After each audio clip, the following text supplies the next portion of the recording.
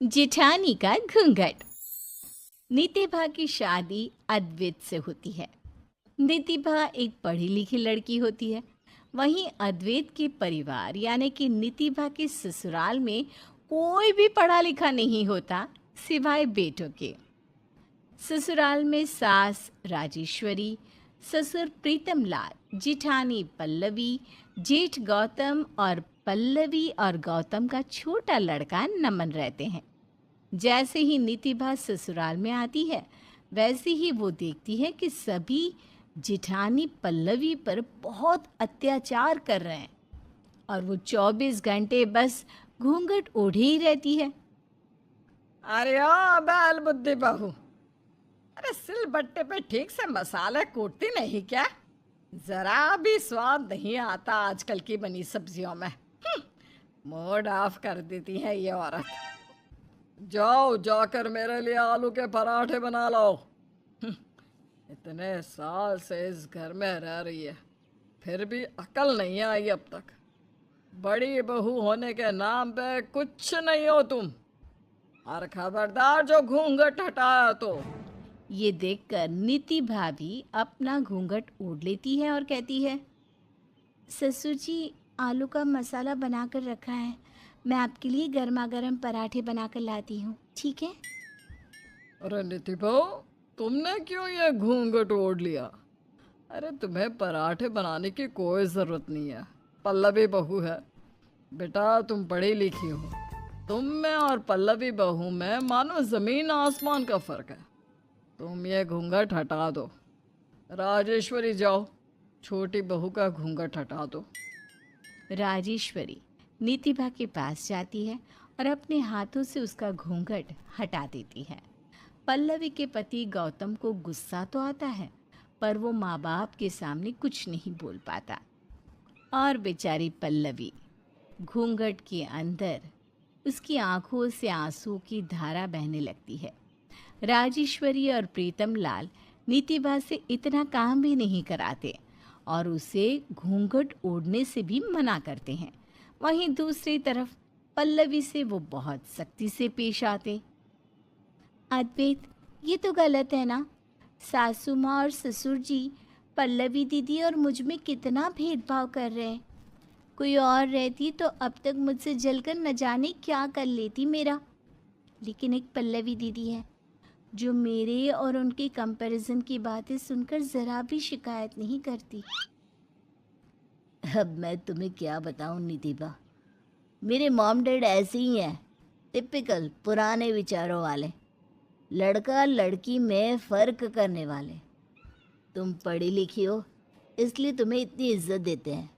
हर पल्लवी भाभी पढ़ी लिखी नहीं है, सीधी है, इसलिए उनके साथ ऐसा व्यवहार करते हैं जो कि बहुत गलत है। गौतम भाई को भी बहुत गुस्सा आता है लेकिन वो अपने गुस्से को हमेशा कंट्रोल कर लेते हैं। पल्लवी पर अत्याचार कम होने का नाम नहीं लेते। राजेश्वरी और प्रीतमलाल उससे बहुत सारा काम करवाते रहते हैं, फिर चाहे उसे बुखार हो या वो कितना भी थकी क्यों ना हो। घर को संभालना, नमन की परवरिश, गौतम की देख रेख, न जाने कितनी सारी जिम्मेदारियों की गठरी लेकर चलती पल्लवी। सबको खाना परोसती और फिर बाद में खुद खाती।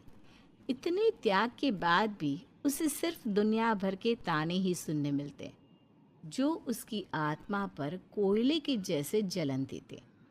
नितिभा से अपनी जिठानी का ये दर्द देखा नहीं जाता और वो उसे थोड़ी सी ही सही लेकिन खुशी मिले इसलिए अद्वैत से पूछकर पल्लवी के मनपसंद जलेबी फाफड़ा ले आती है।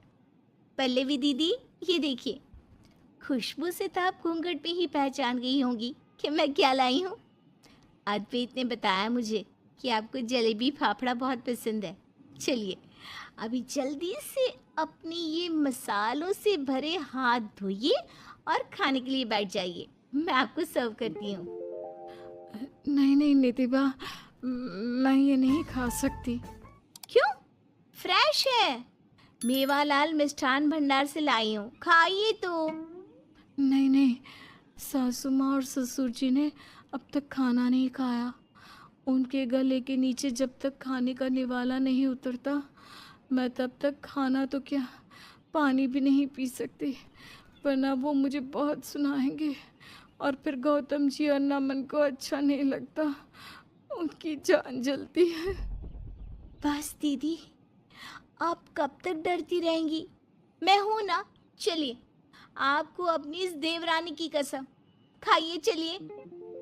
नितिभा जैसे तैसे पल्लवी को जलेबी फाफड़ा खाने के लिए राजी करती है और फिर दोनों जिठानी देवरानी खाने लग जाती हैं कि तभी प्रीतम लाल और राजेश्वरी मंदिर से घर लौट आते हैं और वो दोनों पल्लवी पर चिल्लाते हैं। अरे ओ नासपीटी, तेरी इतनी हिम्मत कि तू हमारे पीठ पीछे ये स्वादिष्ट व्यंजन खाने लग गई है? माफ कीजिए सासू, ससुर जी, मुझे माफ कर दीजिए। पल्लवी कांपते हुए हाथों को जोड़कर सास ससुर से माफी मांगती है। तू इस घर के तौर तरीके भूल गई क्या? अरे इस घर में हमारी इजाजत के बिना एक पत्ता तक नहीं हिलता, और तू अपना बहु धर्म भूल गई। हमसे पहले ही अन्न का निवाला खा लिया। नितिभा बहू, हम तुम्हारी बहुत इज्जत करते हैं, इसलिए कह रहे हैं कि इस पल्लवी से दूर रहो और इसे अपनी सहेली बनाने की कोशिश मत करो। ये तो तुम्हारे लेवल की है ही नहीं। राजेश्वरी और प्रीतम लाल की कड़वी बातें सुनकर पल्लवी रसोई में जाकर अपने मुंह को पल्लू से दबाते हुए फूट फूट कर रोती है और ये सब देखकर नितिभा को काफ़ी बुरा लगता है। वो अपने आप से कहती है, पल्लवी दीदी के साथ जो कुछ भी हो रहा है वो सरासर गलत है, अन्याय है। मुझे कुछ ना कुछ तो करना होगा, लेकिन मेरे कुछ करने या ना करने से कुछ बदल नहीं जाएगा। ससुर जी और सासू माँ तब जाकर शांत बैठेंगे जब पल्लवी दीदी अपना घूंघट हटाएंगी और अपने आत्मसम्मान के लिए आवाज़ उठाएंगी। गौतम भाई भी सासू माँ और ससुर जी के डर से कुछ नहीं कर पाते।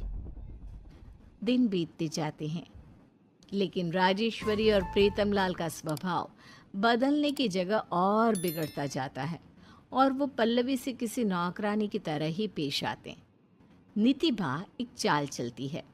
जब प्रीतम लाल अपना नया चश्मा बनवा कर लाते हैं, तब वो नमन से कहकर उस चश्मे को तोड़वाती है और नादान नमन उसे तोड़ भी देता है।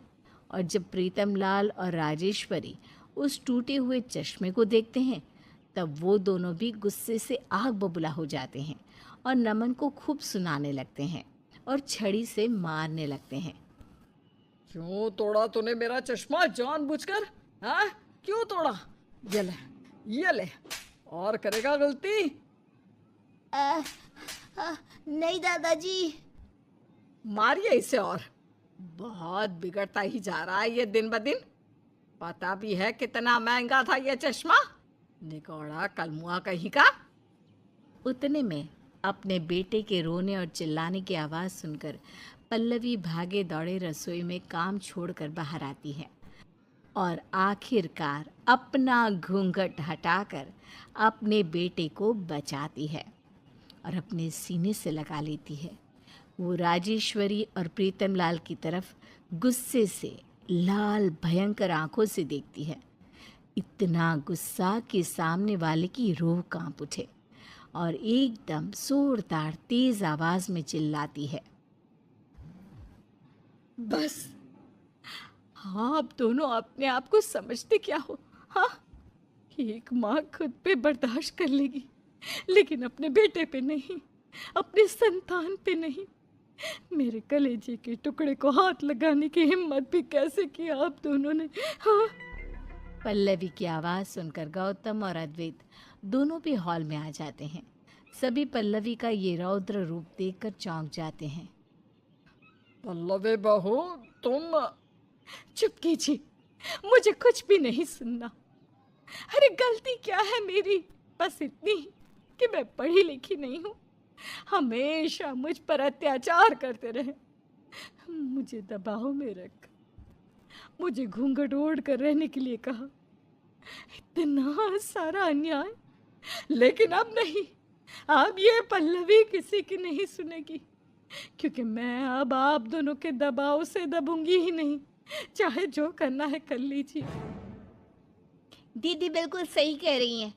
मैं पढ़ी लिखी हूँ इसलिए मेरी जय जयकार, और पल्लवी दीदी का तिरस्कार, ये कहाँ का न्याय है।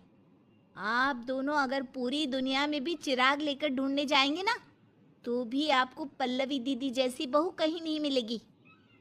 इन्होंने जितना त्याग, जितना बलिदान इस घर के लिए किया है, उतना तो एक सगी औलाद भी नहीं कर सकती है, वो भी इतना अपमान और अत्याचार सहने के बावजूद भी। मुझे पता है, मैं जानती हूँ कि रोज रसोई में घंटों तक इनकी आंखों से आंसू बहते रहते हैं, प्याज काटने की वजह से नहीं, अपने मन पर, अपने दिल पर लगी चोट की वजह से। मैं आज तक शांत था, लेकिन अब नहीं। अब मैं मेरी बीवी के खिलाफ एक शब्द नहीं सुनूंगा। मुझे माफ कर दो पल्लवी। मैं तुम्हारे अत्याचार में तुम्हारा साथी, तुम्हारा हमदर्द तो बना, लेकिन तुम्हारे लिए लड़ा नहीं। शायद मैं अपने मम्मी पापा से डर रहा था या अपनी मर्यादा को पार नहीं कर पा रहा था, पर अब मैं लड़ूंगा। फिर चाहे ये लड़ाई मुझे मेरे माँ और पापा से ही क्यों ना करनी पड़े। चलो पल्लवी, अपना, नमन का और मेरा सारा सामान पैक करो। हम ऐसे लोगों के साथ बिल्कुल नहीं रहेंगे जो इतने बुरे हैं। गौतम पल्लवी और नमन का हाथ पकड़कर उन्हें ले जा रही ही होता है कि तभी राजेश्वरी और प्रीतम लाल भावुक होकर सबसे माफी मांगते हैं। रुक जाओ गौतम बेटा, हमें माफ कर दो पल्लवी बहू। हमने तुम्हारे साथ बहुत गलत किया है। आज हमारी आंखों पर बंधी हुई पट्टी खुल गई है। हमें एक आखिरी मौका दे दो। हाँ बेटा, हम तुमसे विनती करते हैं, अपनी गलतियों का पश्चाताप करने का एक आखिरी मौका दे दो। हम फिर कभी भी तुम्हारे साथ वैसे पेश नहीं आएंगे। राजेश्वरी और प्रीतम लाल दोनों भी पल्लवी से माफ़ी मांगते हैं। पल्लवी और गौतम उन्हें माफ़ कर देते हैं और इस तरफ पूरा परिवार फिर से खुशी से